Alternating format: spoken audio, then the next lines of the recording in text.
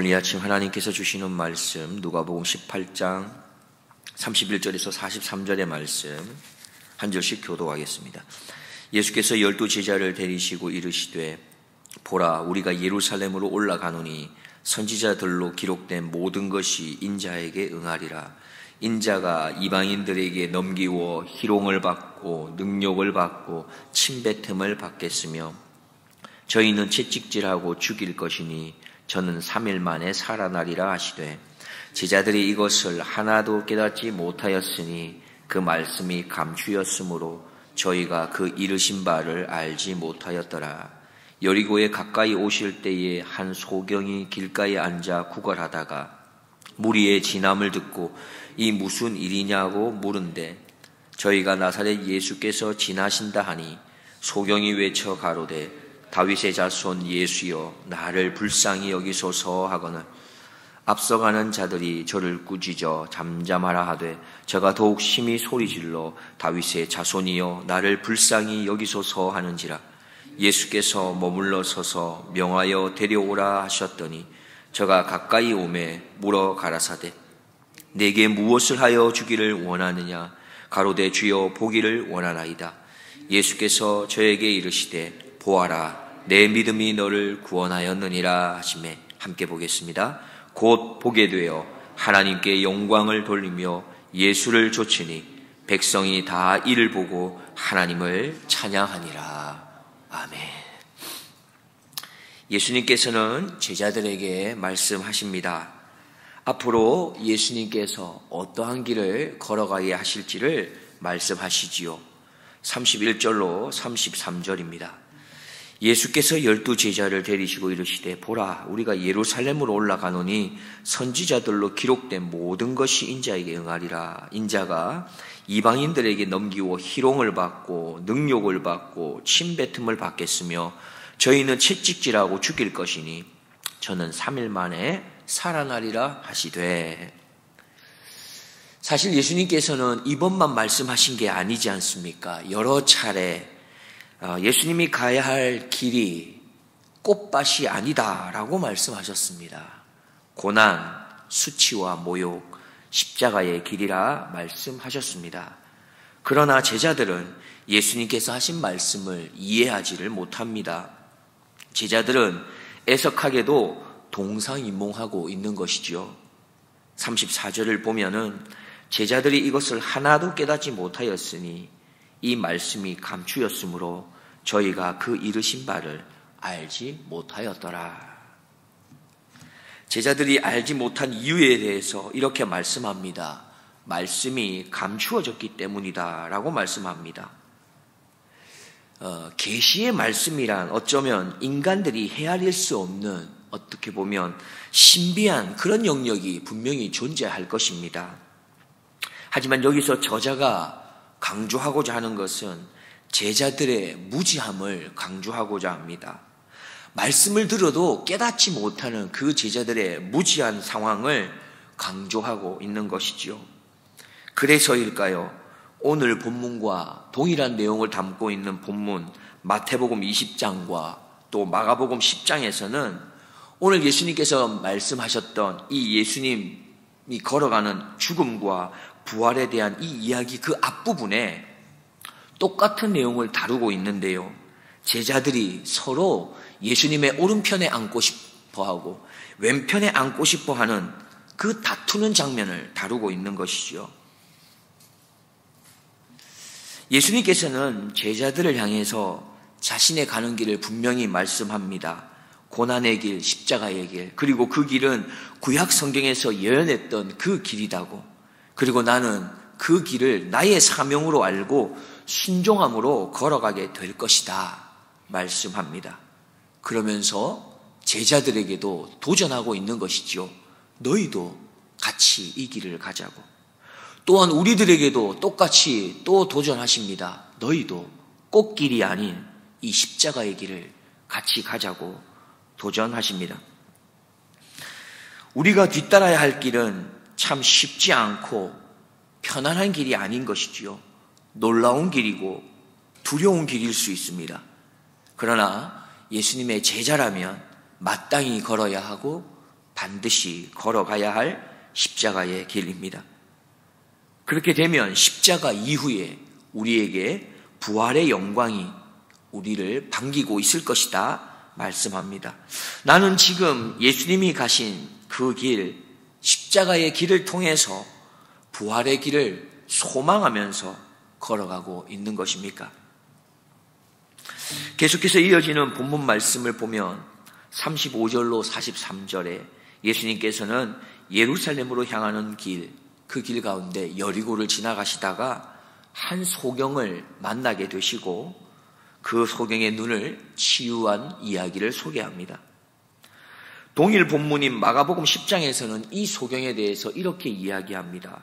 마가복음 10장 46절에 보면 저희가 여리고에 이르렀더니 예수께서 제자들과 허다한 무리와 함께 여리고에서 나가실 때에 디메오의 아들인 소경 거지 바디메오가 길가에 앉았다가, 이 소경을 소개할 때 바디메오라고 소개하고 있습니다. 이것은 이 소경의 이름은 아닌 것이죠. 디메오라고 하는 이 사람의 아들인 것을 말해주고 있습니다. 디메오라고 하는 것이 히브리어는 타메인데요, 그 뜻은 불결하다 이런 뜻이 있습니다. 즉 바디메오라는 뜻은 불결한 자의 아들이다. 이름을 지어도 참 멋있게 지은 것 같습니다. 불결한 자의 아들이다. 당시 장애를 가지고 있다는 것, 신체적인 불편함을 얼마나 겪었겠습니까? 그런데 그뿐만이 아니라 종교적으로도 또 사회적으로도 상당하게 차별 대우를 받았다는 것을 우리는 알고 있습니다. 하루하루 살아가는 것도 참으로 힘들었을 것입니다. 그런데 이름도 이미 불결한 사람이었습니다. 그에게는 이중고, 삼중고를 겪고 있는 그 아픔을 겪어야 했던 바디메오였어요. 그런데 그에게 오늘 자신의 운명을 완전히 바꾸어 버릴 수 있는 그런 기회가 찾아오고 있습니다. 예수님의 소식이 그에게 들려졌던 것이지요. 37절, 38절입니다. 저희가 나사렛 예수께서 지나신다 하니 소경이 외쳐 가로되 다윗의 자손 예수여 나를 불쌍히 여기소서 하거늘. 지금 예수님은 6월절이라고 하는 명절에 맞추어서 예루살렘으로 향하고 있습니다. 그렇다면 예수님뿐만이 아니라 많은 유대인들이 예루살렘으로 향하고 있었을 겁니다. 명절이 점점 가까워왔기 때문에 예루살렘으로 향하는 순례객들은 점점 많아졌을 것이고 그 가는 길목마다 사람들로 점점 붐벼지게 되었을 겁니다. 그리고 그렇게 예루살렘으로 향하는 순례객들의 마음은 사실 어느 때보다도 더 경건하지 않았겠습니까? 그러니 지금이 길가에서 구걸하는 자들에게는 가장 많은 자비를 기대할 수 있는 절호의 찬스도 되었을 겁니다. 그리고 당시 유대에서 가장 유명세를 띠고 있었던 예수님께서 그곳을 지나가고 있었으니 얼마나 술렁거리고 얼마나 분주했겠습니까? 그래서인지 소경인 바디메오도 그것을 눈치챈 것 같습니다. 그래서 주변 사람에게 묻지요. 무슨 일이냐고. 그때 이렇게 이야기를 듣습니다. 예수님이 지나가신다고 말입니다. 그러자 이 소경이 어떻게 합니까? 즉시 소리를 외치지 않습니까? 아마도 이 바디메오도 예수님께서 많은 병자들을 고쳤다고 하는 이 소식을 분명히 들었을 것입니다. 그래서일까요? 그도 생각했을 거예요. 이번이 기회일 수 있겠구나. 나도 고침받을 수 있는 기회일 수 있겠구나 라고 생각하고 그 기회를 붙잡고자 합니다. 그런데 더 놀라운 것은 그가 예수님을 부를 때 조금 특별하게 부른다는 것입니다. 다윗의 자손 예수여, 다윗의 자손 예수여, 나를 불쌍히 여겨달라 합니다. 그는 어떻게 보면 이 표현에서 영적인 깨달음이 있었는지도 모르겠습니다. 어떻게 다윗의 자손이라고 그는 그렇게 고백할 수 있었을까요? 어쨌든 그는 그렇게 예수님을 부르짖습니다. 그는 자신의 답답한 상황을 해결할 뿐이 예수님이기를 간절히 바라는 마음으로 다윗의 자손 예수여 나를 불쌍히 여기소서라고 외치죠. 그러자 주변에 있는 사람들이 어떻게 합니까? 그를 가로막지 않습니까? 아니 거지가, 아니 맹인이 라고 하면서 질타를 퍼붓습니다. 그러나 그는 더 놀라운 모습을 우리에게 보여주고 있지 않습니까? 39절 말씀을 우리가 같이 한번 읽어보겠습니다.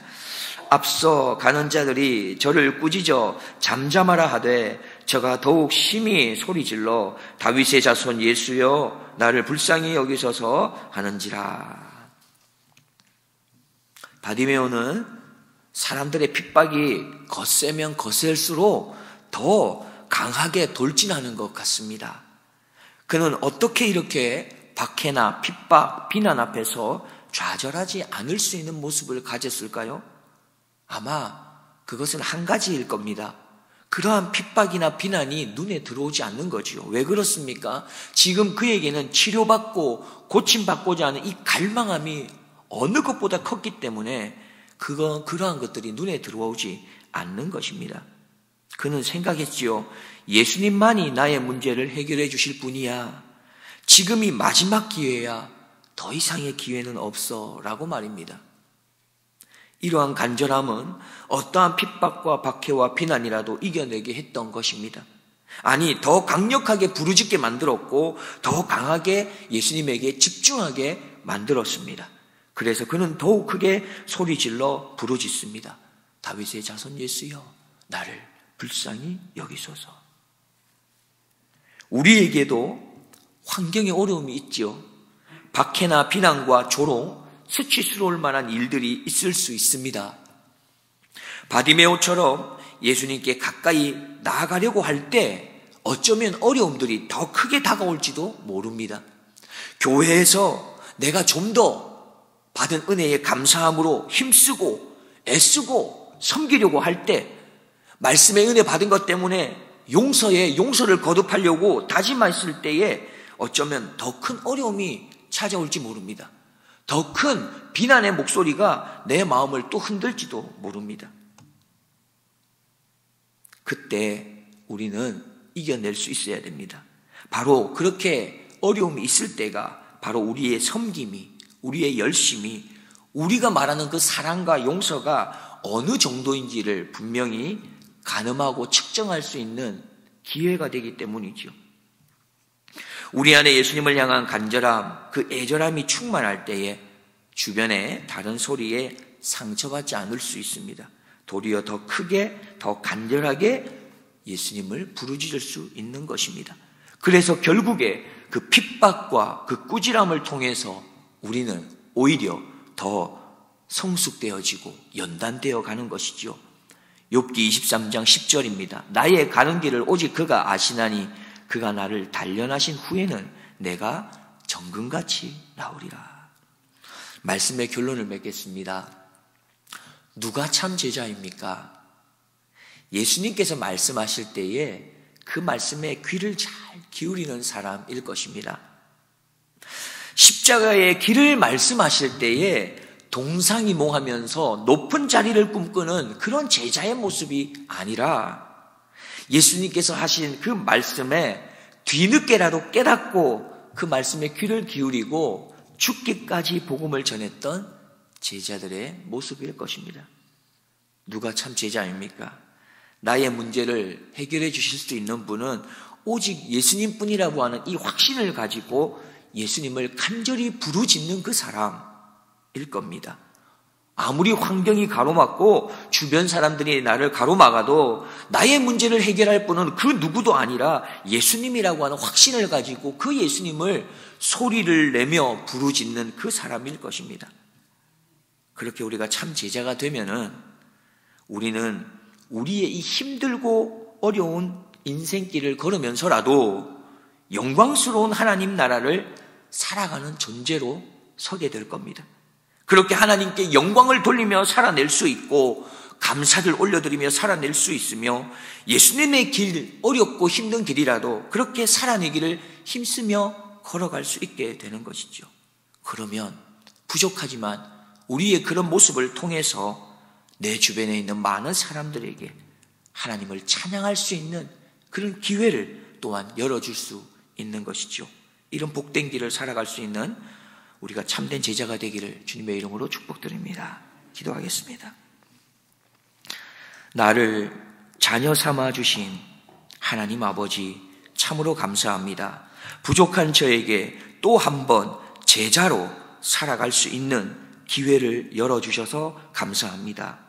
참 제자로 살기 위해서 하나님의 말씀에 열심으로 귀를 기울이게 하시고 주님을 만나는데 방해가 있어도 포기하지 않게 하시어 마침내 예수님과 함께 십자가의 길에 감사함으로 기쁨으로 걸어낼 수 있는 하나님의 사람이 되게 하여 주옵소서.